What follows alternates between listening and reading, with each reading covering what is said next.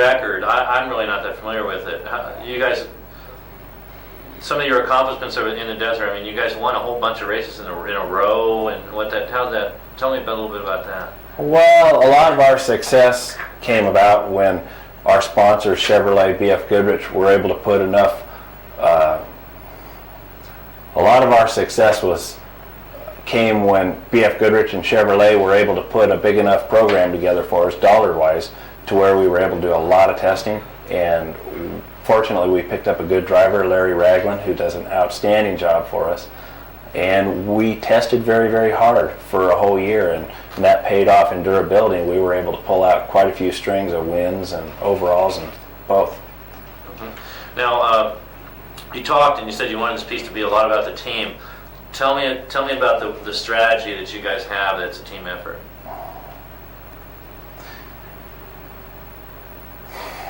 What is a race team made up of? Is a race team is made up of a whole bunch of people that collectively work together. You guys do that better than anybody else. Tell me how you guys do that. Basically, I think that we give our guys a lot of guidance and leadership, and consequently, we take these people who work for us and they really, really perform. We try and get the most out of our people, and they're very much a part of our program, and they know that, and they try and they excel very well. You think you get a little extra out of them because of that too, where it's just not a 9-to-5 thing? Well, I think so. Every one of the guys here is very, very skilled in one area or another, and they're very focused, and they don't do it for the money. They do it because they love it. Okay, great. The future for Nelson & Nelson, you guys, started from some pretty meager beginnings with the smaller shop. Now you've expanded in the bigger shop, and then now you've expanded into the off-road. Do you plan to, where do you plan to go in the future? Well, we want to stay in off-road racing. Maybe get a little more diverse. Maybe do some Pikes Peak stuff. Wherever it goes, we'll see where it goes. But we like off-road racing. We know off-road racing. I'm still able to spend weekends with my family, which I enjoy.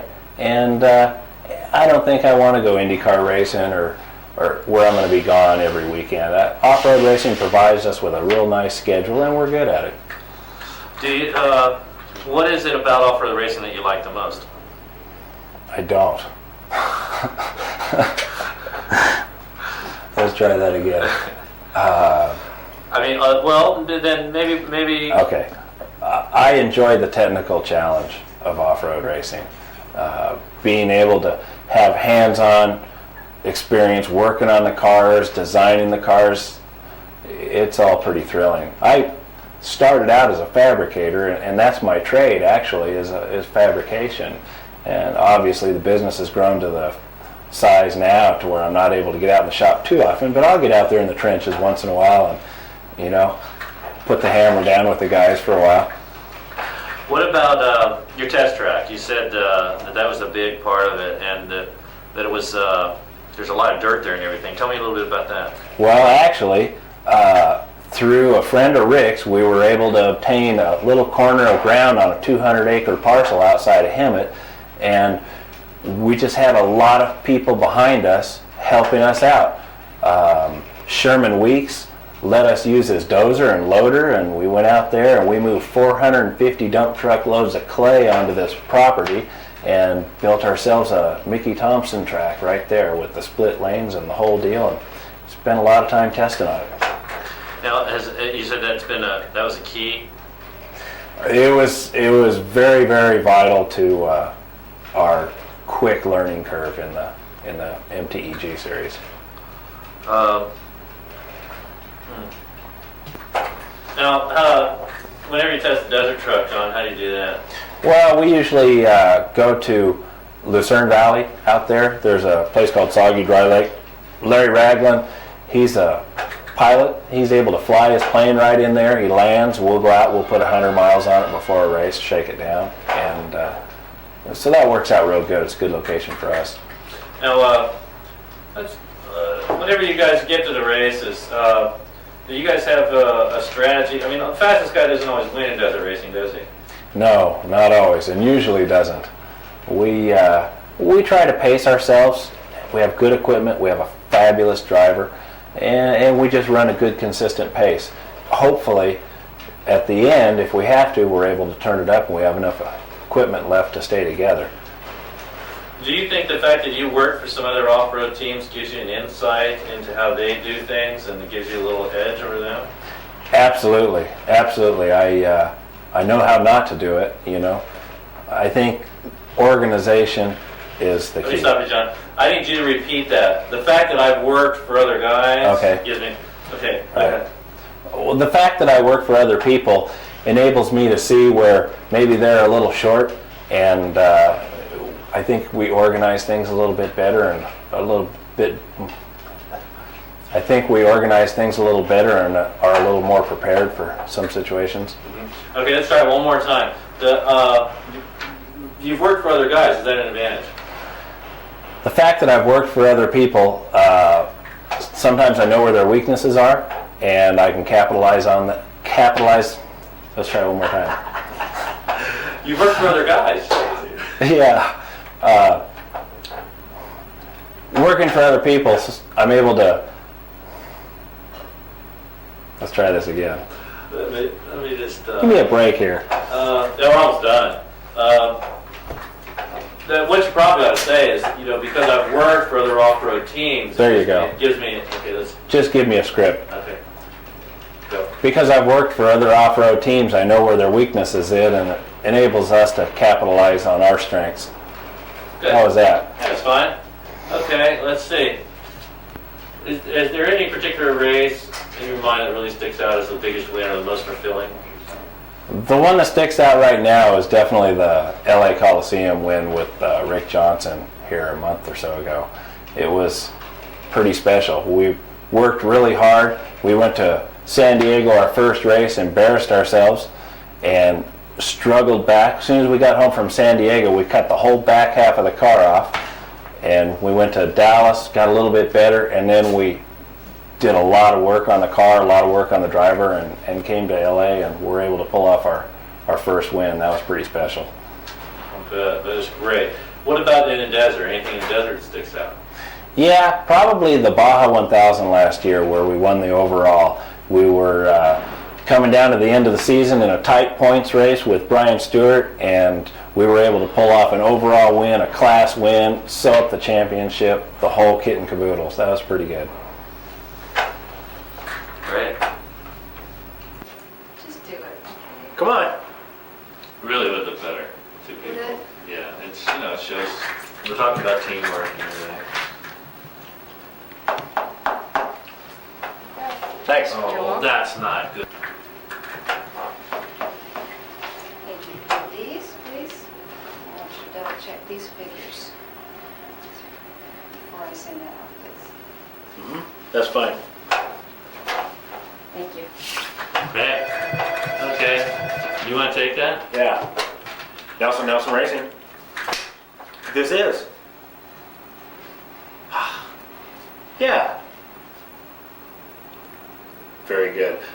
I'll tell you what I'm going to do. I'm going to have my wife stop by, and she's going to bring that contract over and drop it off there. So if he gets a chance this afternoon or something to maybe just briefly go through it, it'll expedite our meeting tomorrow. He has a little free time. All right. Thank you. Bye.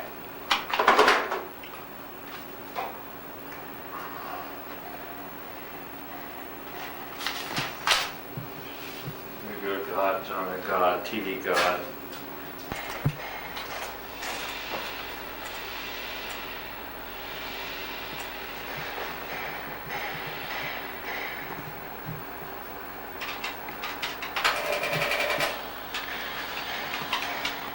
All right, I'm on next week almost.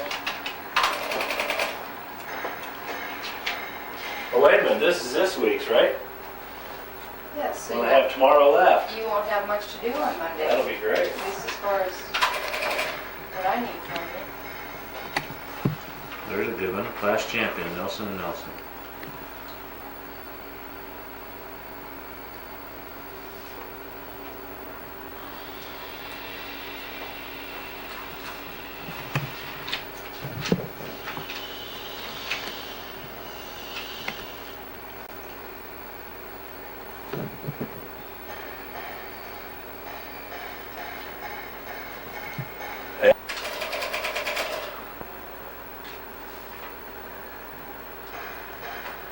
They got so cheap they didn't put the placards on. Now what I'm ended up doing is I used to point you there.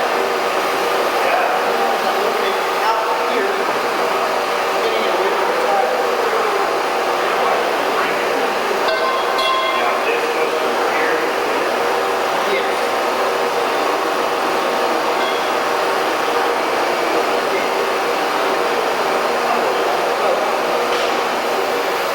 Still not sure what.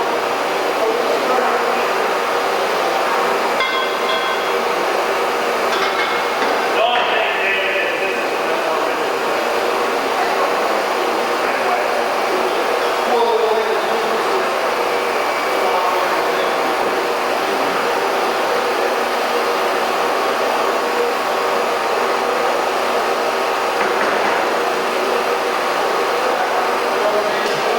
More bend in this bend. So basically, they're changing. No, I can't get any more. Not unless I. Yeah, well, that's the way we always built those things. A little You bit. go all the way on that bender, and then you jump up and down and strip it. I do. The only thing is it ends up collapsing. Yes, you have a problem with that? You're not allowed to do that. No, I already did it once already. I just looked it in. But we're getting. You're gonna have all these things playing. This thing ready to assemble tomorrow for you.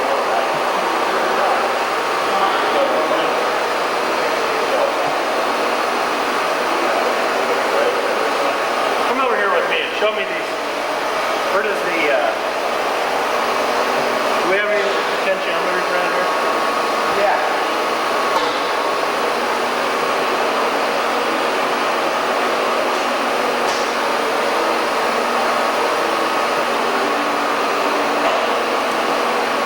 Yeah. Let's go over on this side where the camera. Go ahead and show me where that goes. Okay. Well, that basically goes here. Now, I wonder if we ought to just go ahead and get that Nessie, that track rod, and throw it down in here. How are we going to get a dust protector in here? We're talking about putting. Lori's gonna get me some boots for these things to get them to live. What if But- we just took and attached here and here, a piece of rubber that came down, and then maybe You know, tie that wrap it would to the help. A-arm just like we do on the shock absorbers where we have that. Right. Hey, that'll be. You can use some real thin stuff because it's, you know, you can attach it to both ends and it'll just accordion up. Okay. Yeah, because that left one is dying a lot because it's getting a lot. Which may reinforce this, the strength, so we don't bend it up. What we can do with this here? We can heat that up. And Make it more transport out from here. Push it back down. So it just heats up. Was this mark with the bolt problem? that's correct. So that's been there. We weld that up, just knock this down where it's been touching. Right. And if we get down an eighth of an inch, we should be pretty good, right? Sure. I don't think we'll be hitting it more now that it's not so disinfected. Yeah. Okay, so you're going to diagram this thing for us, sir? You get all that stuff good? Okay. I'll weld this whole front of the car up tomorrow. Get everything done.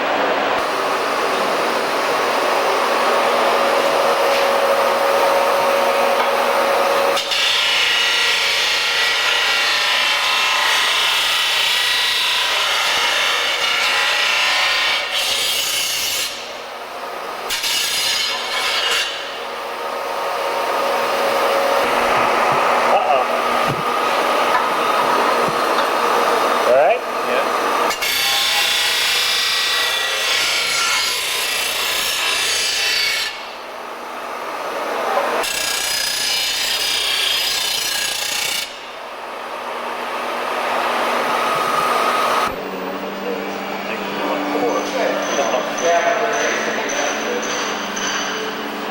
Little 525 bumpers. Well, that one's got a little rust. Not too much laughing. Serious. Oh, it's still running. Oh, this was the one that I was going to use to talk to you about when I go see Tim Smith. All right, better yet. So what about Jim Smith? Okay.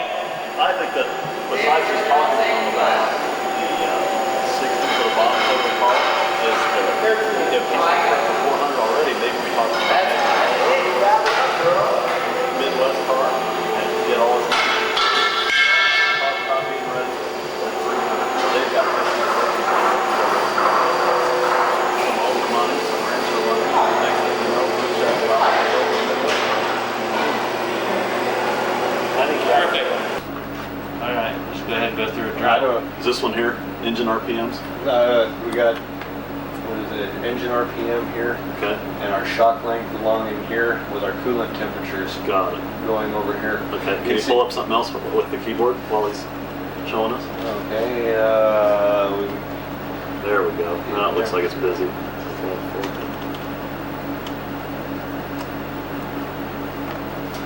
our battery voltage is remaining fairly constant here. That's weird with the spikes, but it's right at 12. We can, Oh, so you're just putting new overlays on top of it.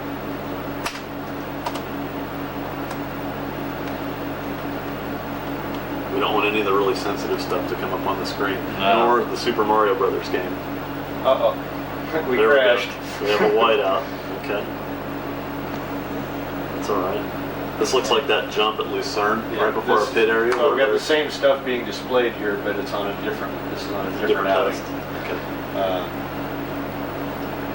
We can, Battery voltage, coolant yeah. temps. That's just battery. yeah, and then we have here, Percent of throttle with Rick. It's, oh man, look at that. It's yeah, nothing. he was idling along there, so, and we can, Does it show the test in smaller, each bit is a smaller section? Like if he's cruising down the backstretch, it's showing that one little piece. And fastest lap, Yeah, we should be able to go to tire outing, but I'm not sure we have anything here. 38 seconds. There you go. Well, that's what we were on there. We got the in magenta now. Wow. That's great.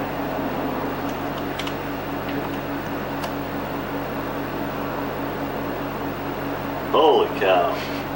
What's that? I don't know. It did something bad right there, though. That's not good at all. Yeah, it's when we turned the car off. Oh, okay. It's when it, Oh, the spike at the end? yeah, Yeah. it blew up there. That's when they were done.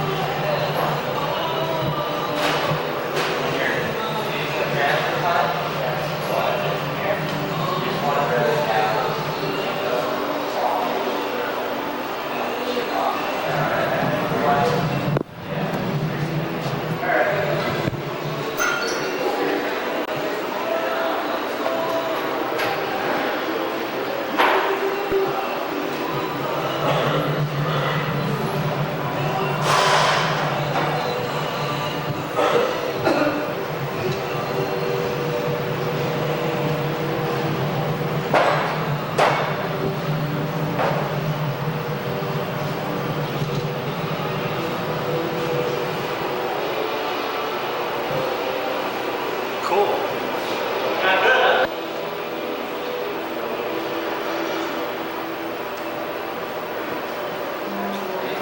Yeah, just hang on a sec. Good, good. Thanks.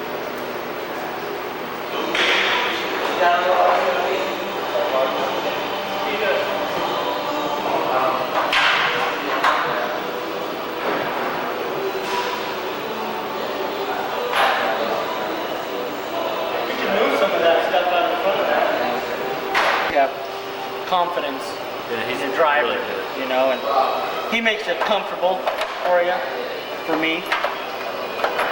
Plus, the advantage of having a mechanic on board, you know, if there was a problem, which we haven't had any, hopefully because I've been doing my job here at the shop.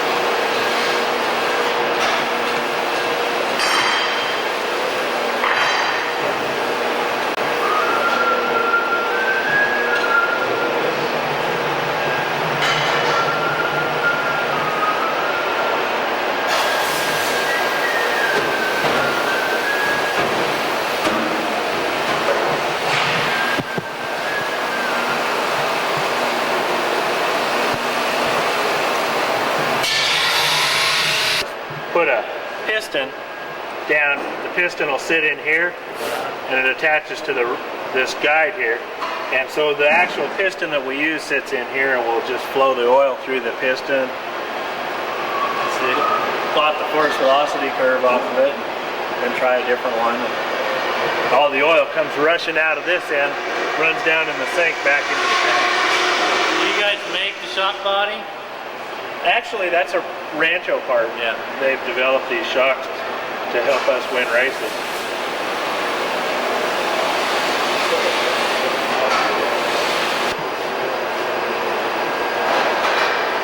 You want to talk to Sandy Cohn or? Sure. Okay. Pick the shock up and handle it a little bit.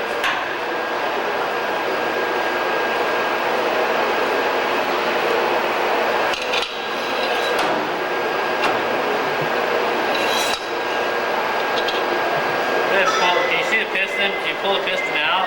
Well, it doesn't have a piston on it, It doesn't, yeah. but I could put one on it, I suppose. He says I could give you a message. Sure. He says he banged your axles and they're not big.